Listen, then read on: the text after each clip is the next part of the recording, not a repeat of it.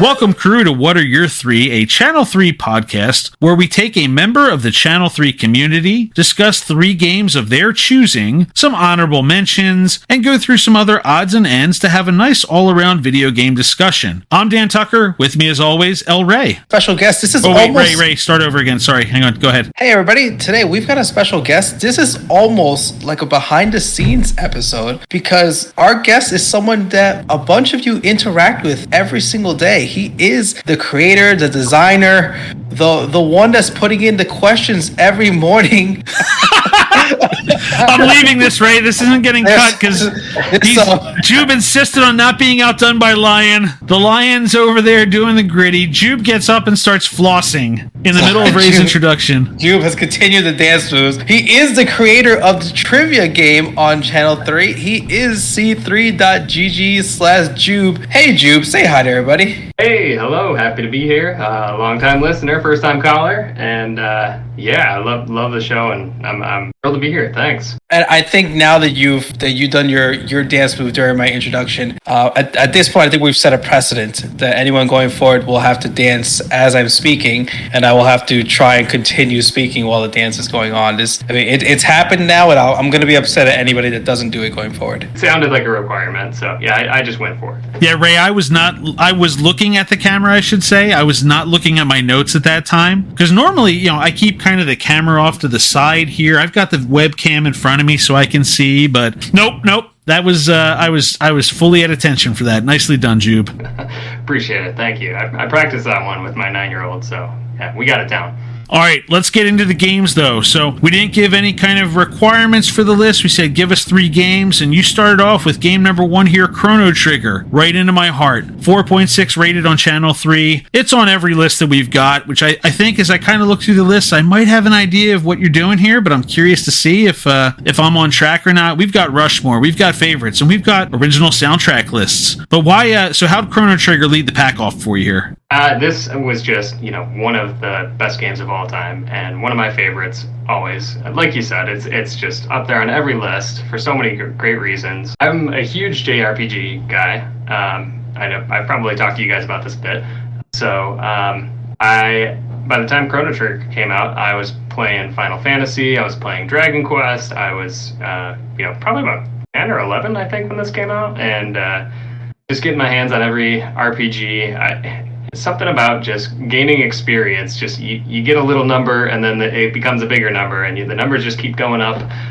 You get stronger as you go, and you save the world. It just appealed to me. I love it. So yeah, Chrono Trigger. I learned about it from Nintendo Power. I remember reading that they had the dream team of developers working on it, and that included the founder of Final Fantasy and the creator of Dragon Quest series, and then Akira Toriyama, who's the artist for Dragon Ball Z.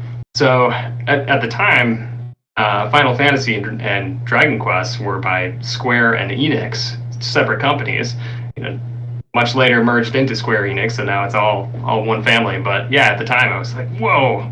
These 2 series just coming together with these the creators to create something magical, and it paid off. Yeah, it was just an awesome game to play. I think most of the RPGs I played at that point were turn-based, and then this brought a little bit more action to it, where you got to pick your moves a little more quickly, and you got enemies attacking you as you're attacking them. And then the tech system in the battle was really cool. You had each character had special moves that they could do on the enemies, and but then you could team up with some of your teammates to do double techs and triple techs just for way more damage, and it was really cool just discovering those along the way. You didn't know that those were coming, and suddenly it'll announce in a battle, oh, you learned this double tech. Like, whoa, okay, I'm gonna go try that next. Yeah, this was the peak of Square had just such a hot run, and Enix had such a hot run on the Super Nintendo. This felt like an inevitability to me. And the funny part, too, is now looking back and finding out exactly how much Japan was keeping from us on the JRPG front. There was so much stuff that Live Alive. Oh, you could have gotten this in the 90s, but we said no. See, you could come get it on the Switch now. But this was one of those games, I remember it wasn't GameStop at the time, but I remember going in to get it, and and like it was an extra $20 getting a hold of this thing. Like they raked you over the coals trying to get a hold of this. There was so much build up for it. I remember that higher price point. Now that you said it, I think I picked it up at Toys R Us. But it was a massive game at the time. I remember one thing I really loved about it is that, you've got this huge story and you go through all these different beautiful areas like Zeal, the floating continent, and you go travel through time to the prehistoric area. And then what's great is after all of that, there's still a ton of like post-game content. There's all these end game quests you can do to get like the best weapon in the game for Chrono, for Frog, and rainbow armor, rainbow sword. Get that rainbow shell. Yep, Masamune. And just little bits of culture that were sprinkled in too. You remember that Magus's henchmen were named Ozzy, Slash, and Flea.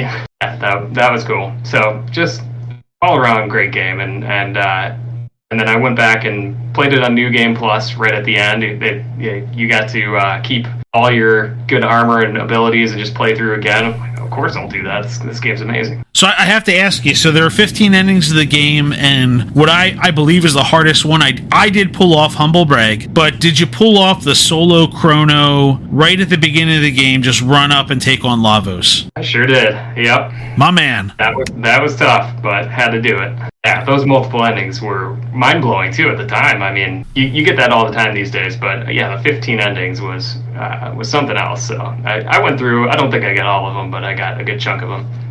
I'm waiting for the day, because this might be the second time we've talked about Chrono Trigger. I'm waiting for the day someone comes on and says they got all 15 endings. Dan, you didn't get them either, right?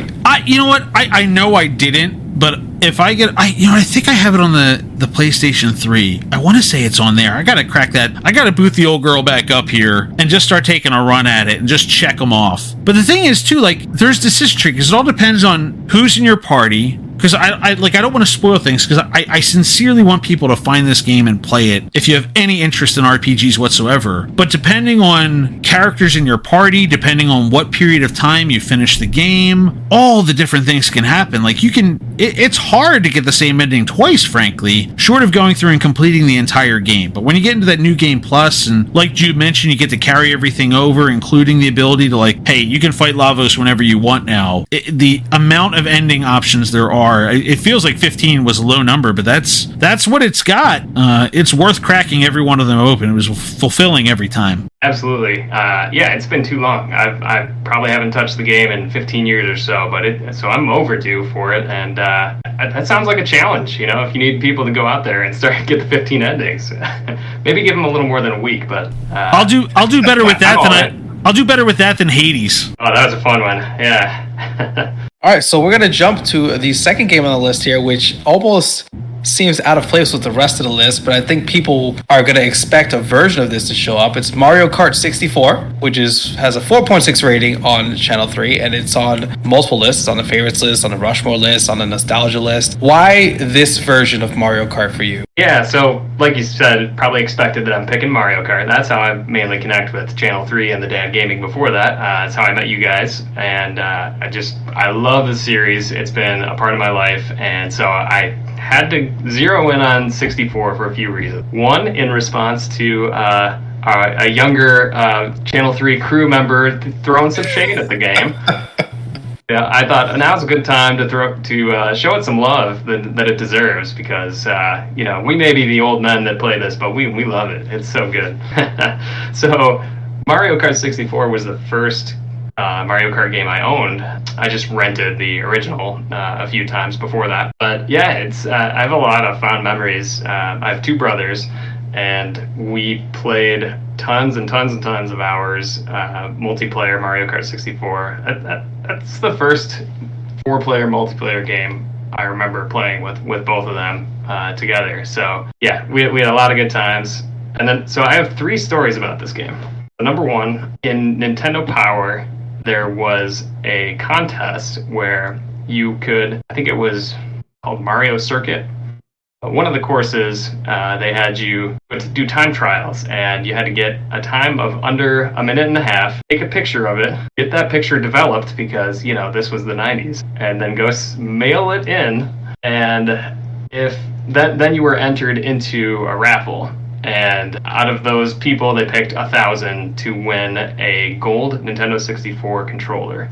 And I didn't hear anything for a while, and then a couple months later, I just got one in the mail, and it was the most special prize I've ever won from anything. It was really cool. Just knowing that you won that is the most special prize anybody's ever won to me. And I remember you posted the card on Channel 3 when we asked, like, hey, what's the most unique gaming item you own? And sure enough, you post the winning card. I don't know how you left the controller at your parents' house. I would have that thing enshrined in a glass case, take it to Michael's or something like that, get a shadow box, just custom built for that thing, and mount it somewhere special. Yeah, I was a dumb kid, and I just kept using it, and probably wore it down a little too much as a kid, but it does still work. I know that, and you're right. I absolutely, now the collector side of me has come out, and I think I gotta grab that. I gotta go frame that or something. So that's story number one. So story number two, like I said, I played this with my brothers a bunch, and we go late into the night just playing and just screaming at each other. Like this is how we solved arguments in the Mahalik house. We just would be take it to the streets and resolve the conflict there.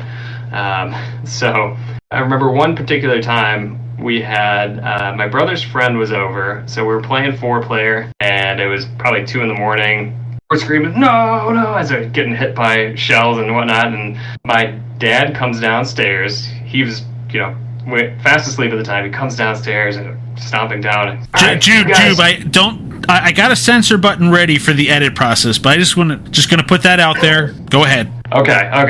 Oh, you guys get way too damn loud. You gotta take it down. Keep it down. Come on, I'm trying to sleep here. But his eyes are completely closed, so he's yelling at the coat rack. And yeah, it was just, we all start bursting laughing, and that's something that we just, a story that comes up every now and then. Do you ever ask him if his favorite kid is the coat rack or no? Oh, no, yeah, that's a question I need to ask.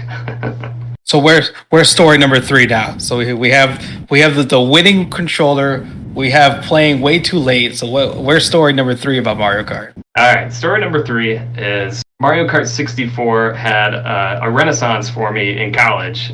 Double Dash was out at the time, but I still just brought my N64 with me and played with roommates. It just was a great party machine then. So we played a lot of 64, and I remember there was a girl I liked, and I used the one move I had, which was to say, hey, why don't you come over and play Mario Kart with me, or you can just watch me play Mario Kart if you want. Yeah, so that was the one move. Maybe not the best move, but it's a strong move. It's a power move.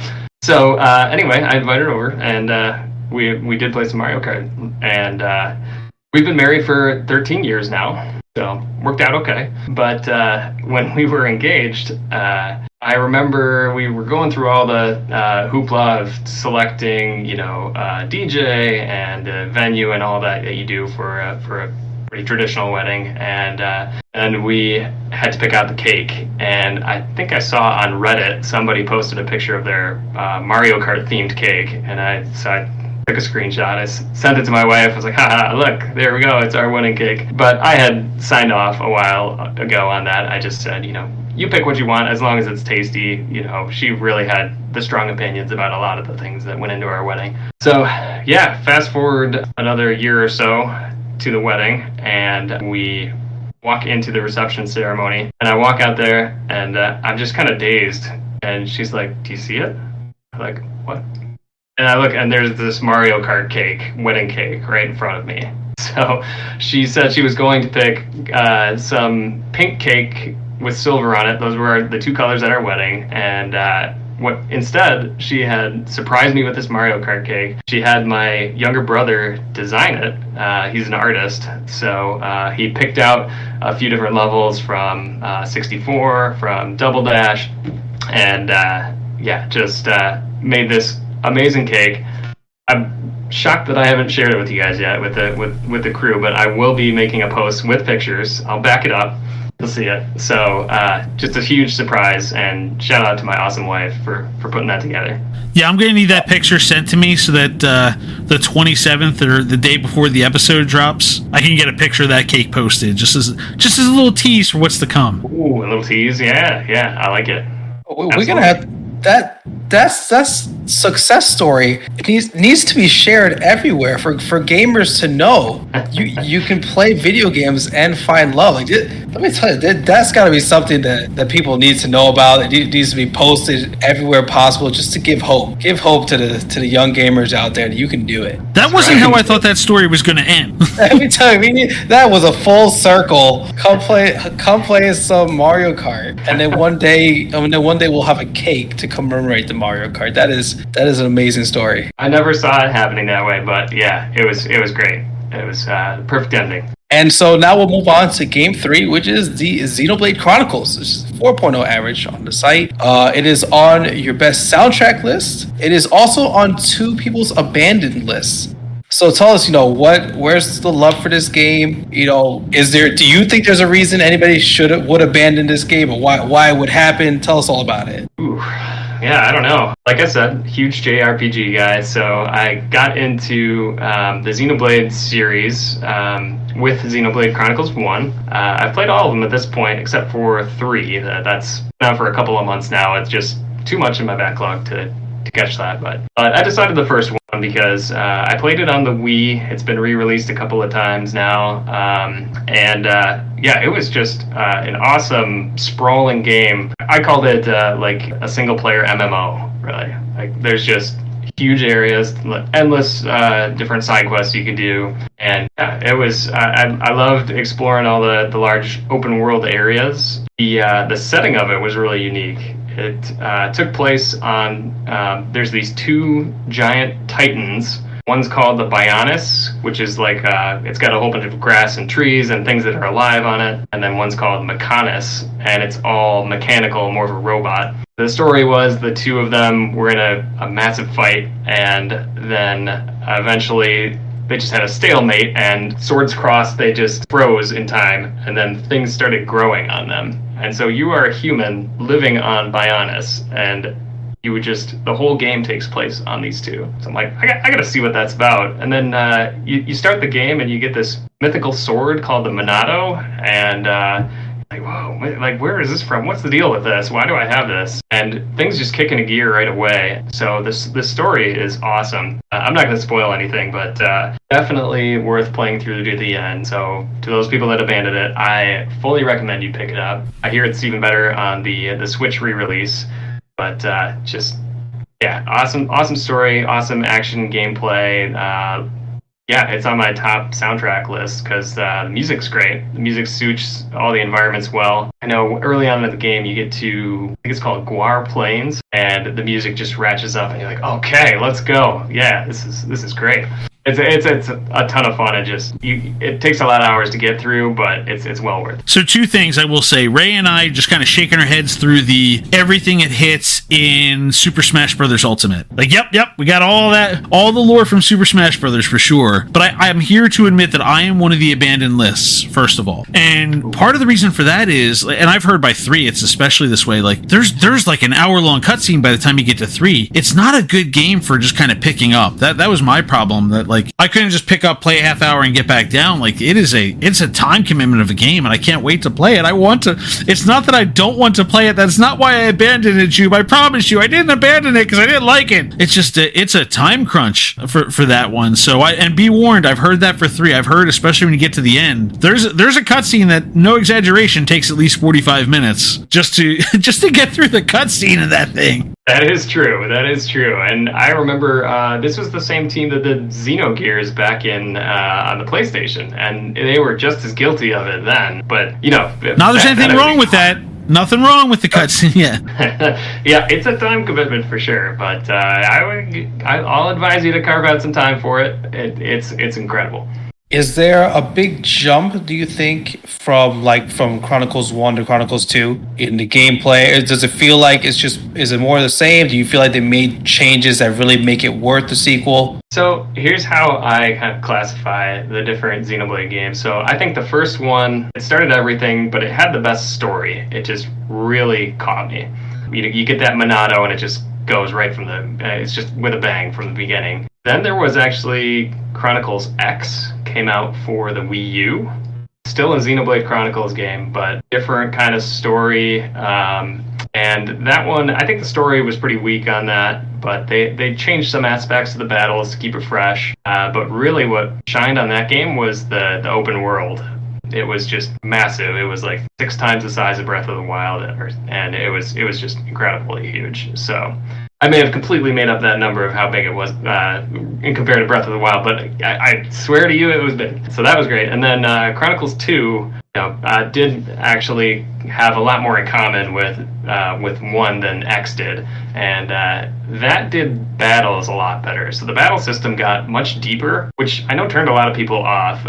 There was a lot to learn. You really have to watch all the tutorials there to really get out the nuances of it. And I had to go back and watch some of it just to figure out some of the hard stuff. But once you get it, once it clicks, you're like, oh wow, there's a lot to this, and it's really fun and really rewarding to get through some of these battles. Yeah, another cool part of the series too, going back to the first one, is you see enemies with a wide range of different levels as you go around. There's a little thing floating over their head, so you get to that open area, you see level 1, level 2, and then there's this level 90 guy who's just sitting there. It's a giant ape, and he will just wreck you immediately.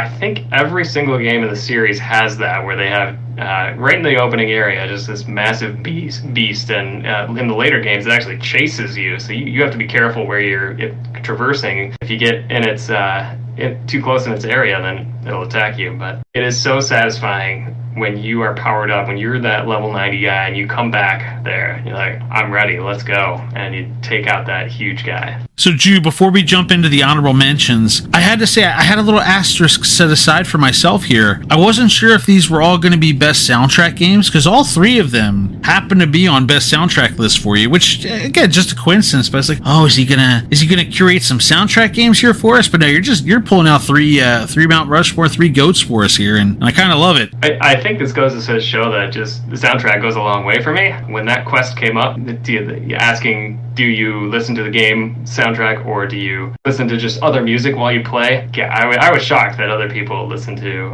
anything other than the game music. So hey, listen, a huge part of me. When I'm grinding the RPG, that's usually when it comes out. But Ray's gotten me hooked on the Ori soundtrack. That's taken over a lot of time for just background music for me. Thanks a lot, Ray. Appreciate that. All sincerity.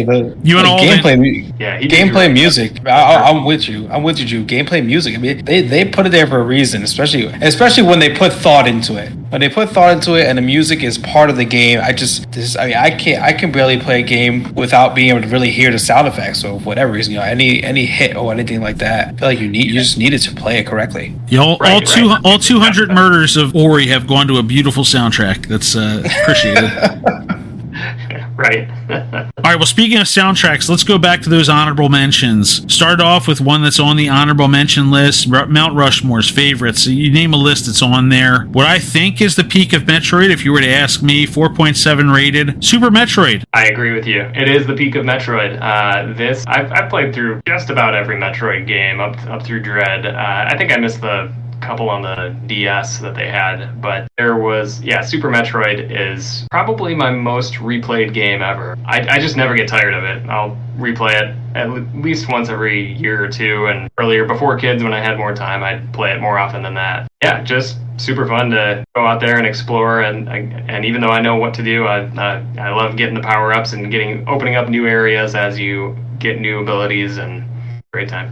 I know it's a big speedrunning game now too, because back when the game was new, you got rewarded by playing the game early, or by playing the game quickly, because if you right at the end credits, they'll show Samus there in her full armor, and if you beat it somewhat quickly, she takes her helmet off, and then if you beat it really quickly, she just goes into regular clothes. I think she takes all the armor off, and right. As kids, you're like, oh, okay, that's cool.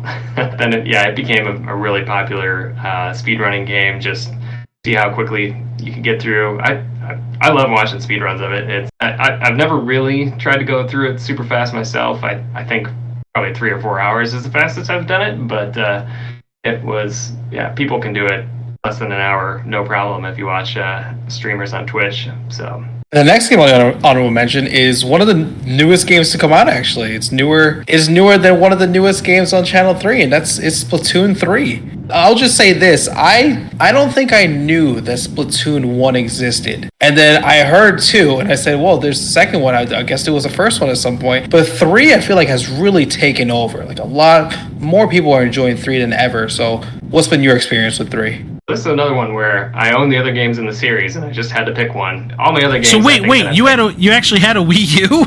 Yeah, I still have it. Oh yeah, it's a great system.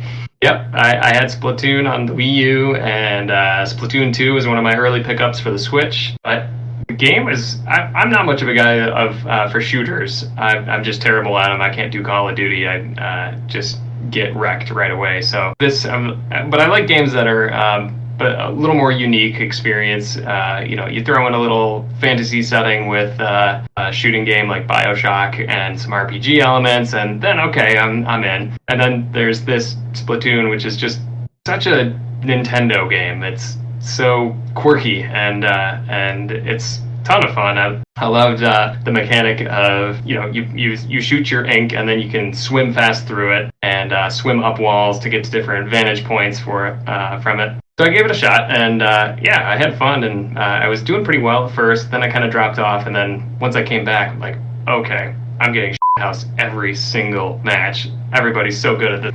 So in 1 and 2, I mostly played for the single player campaign at that point, which I enjoyed, but never really got good at multiplayer. So with 3.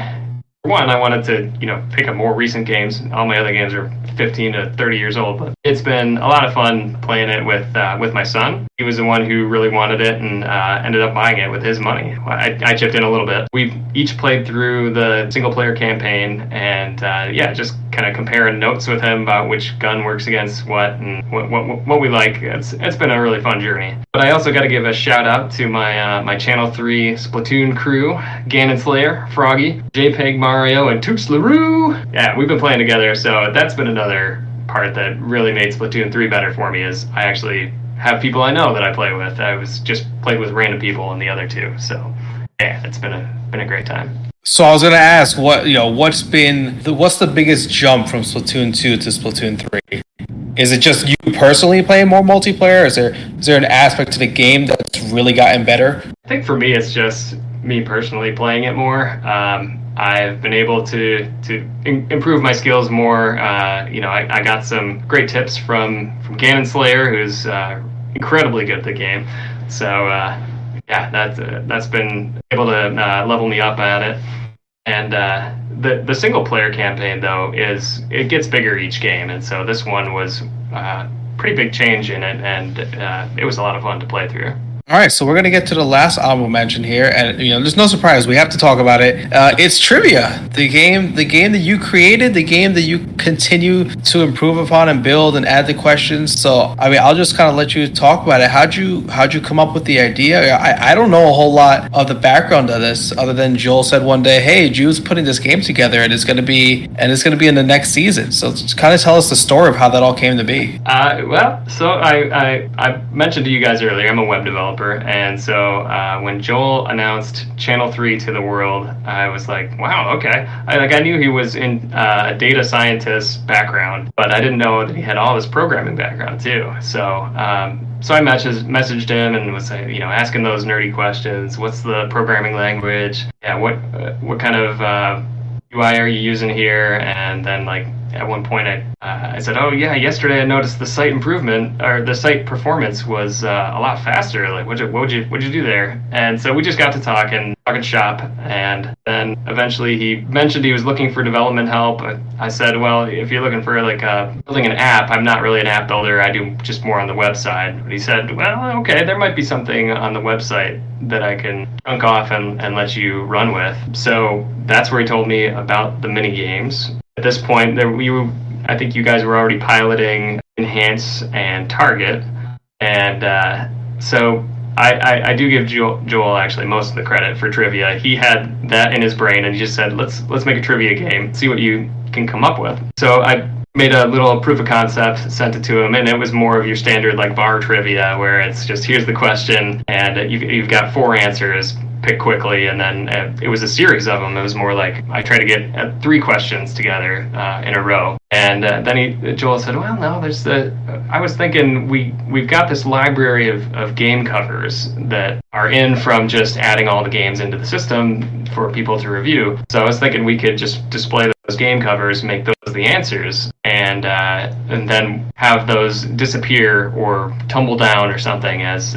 each second goes by, and the goal is to pick quickly."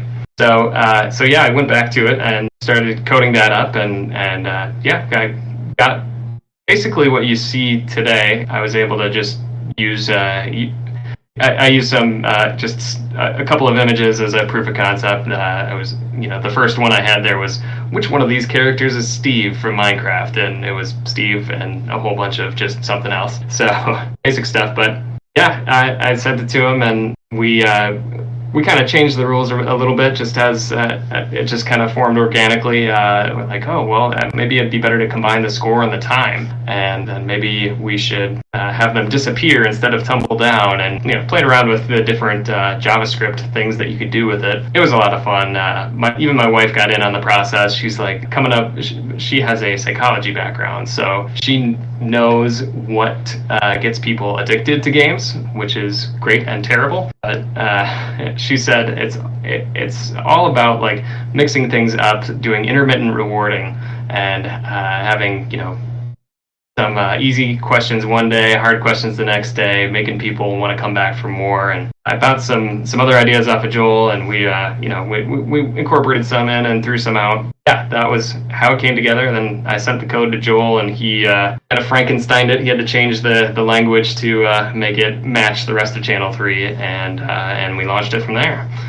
So yeah, but it's been a lot of fun. I love putting in the questions, and we do have some changes coming. Season 3. Yeah, we've seen some things in the works. Some things in the pipeline. I don't want to give away too many details right now. I've mentioned a few things in Discord, but right now all the questions are pick the game that matches the question here, and soon it's going to be a little different style of what things you can pick and what kind of questions you'll see. So I'm excited for it. Hey, I gotta tell you, you're only 2 ratings off from taking over the number 1 spot. You've got the perfect 5.0, but Inside only has 2 more ratings than you. Oh man, the pressure now that the people hear that, I don't know if that's going to be a good or bad thing, but I absolutely was aware of that. we just have to watch out for the enemy of the podcast, the 1-star warrior. Make sure we keep him away. He hasn't found his way yet to trivia. Yeah, hopefully he doesn't strike again with that, or he really likes it. We'll see. All right, Joob, let's move into the future here. Funny I should say that, because the game Sea of Stars is what you have listed, which I will say was recently delayed into 2023. But I chuckle as I refer to it as a future game, because, my God, if you look at this thing, we went through the Square Enix conversations in the SNES era, and there are games like Tunic that came out this year that I'm like, oh, look, they ran the play with Legend of Zelda: Link to the Past. But if you look at the shots and gameplay of Sea of Stars, oh, they pulled the playbook out from Square Enix from the SNES era and just ran it. Exactly. Yep. No surprise there. I led off with Chrono Trigger, and I picked Sea of Stars, which looks so heavily inspired there by Chrono Trigger, and it's very intentional. I mean, you look at the world map clips they showed of walking around, and the different battles, they're like that same sort of style. But also, if you watch the trailer, you'll see guest composer Yasunori Mitsuda, who was also the Chrono Trigger composer, who also composed for Xenoblade Chronicles. So there we go, full circle. And I think there's been a lot of games that tried to recapture that Chrono Trigger magic in the past, and some have been, okay, some have kind of gotten there, but this one stood out to me. I feel like this one has a really good chance to do that. So. Yeah, I mean, I've not read off the descriptions of any other games through the course of this conversation, but I will read this one off just to say, oh yeah, they've got it, because it says, Sea of Stars is a turn-based RPG inspired by the classics. It tells the story of 2 children of the solstice who will combine powers of the sun and moon to perform eclipse magic, the only force capable of fending off the monstrous creations of the evil alchemist known as the Fleshmancer. Yep, nope, that's, they got it. I feel like I'm in 1994 again. Let's do this. Exactly. Yep. I'm gonna go right back to Toys R Us and put in my pre-order now. Right? I can do that. Right? Yeah, my local Toys R Us is becoming a furniture store as we speak, so good luck with that. Yeah, mine's storage, I think. Something like that. All right, Joob, one of the things we do through the course of the podcast is we pull up a question from the history of Channel 3, and ask you to discuss your thoughts on it. And the quest that we have picked for you today, what is the hardest game you've ever played? On the one hand, I've played a lot of Mario Kart against Basic, and my record shows that it's that it's pretty hard. I'm somewhere in the realm of 50 and 400 against Basic, and so there's that. But as far as single-player games go, there's a lot out there. I'm sure I answered this one, and I'm gonna say Super Meat Boy. That was in fact your answer. Oh, hey. So tell me about that. What's going on there? Yeah, so this game just seemed like it was built to punish people. It starts out nice and easy. It's just pretty simple platforming. You play as Meat Boy, and you have to rescue Bandage Girl, I believe was her name. You run and jump, and you avoid obstacles. If you get hit once, right back to the beginning of the level. It does very quickly let you start again, and that loop is really good, where it doesn't feel like, oh, I just wasted so much time. You can just keep going and going and going, and you just die hundreds of times. It starts out innocent enough. It's all right to get through the first world, and then the second world brings the hurt. It's doable, but there was a lot more dying that went on during that, and I don't even know how many worlds there are, because I think I got to the third and I was just like, that's it. I can't. I started playing it about once a month at that point. I rage quit after half an hour, and then okay, that's it. I'll see it again in a month maybe. Yeah, but it was fun. It's good to get a challenging game once in a while into the rotation. I enjoy doing that, just to sharpen my skills and keep me humble a bit.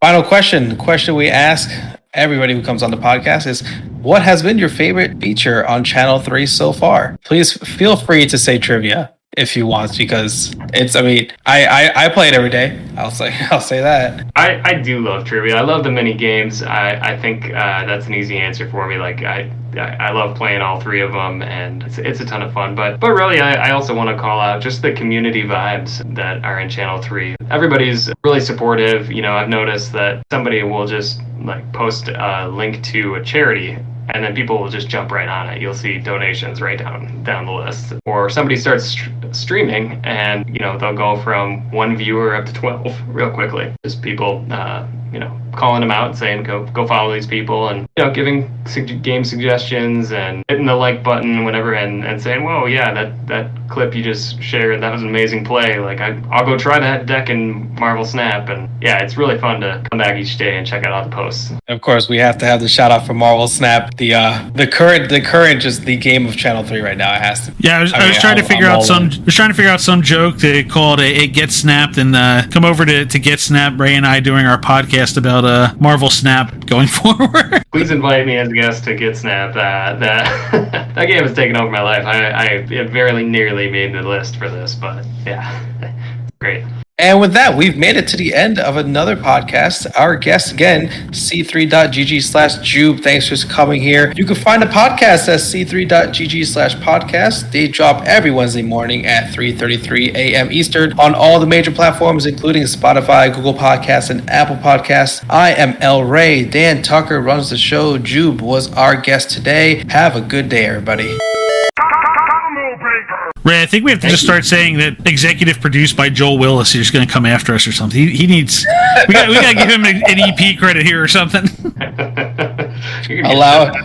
allowed to exist. Has not issued us a cease and desist order yet. Hasn't stopped us yet. His lawyer, Ganon Slayer, is coming after you. I'm sure. Welcome, crew, to What Are Your Three, a Channel 3 podcast where we take a member. This is what happens when we go back to back. All right, we're good. I need. All right, ready?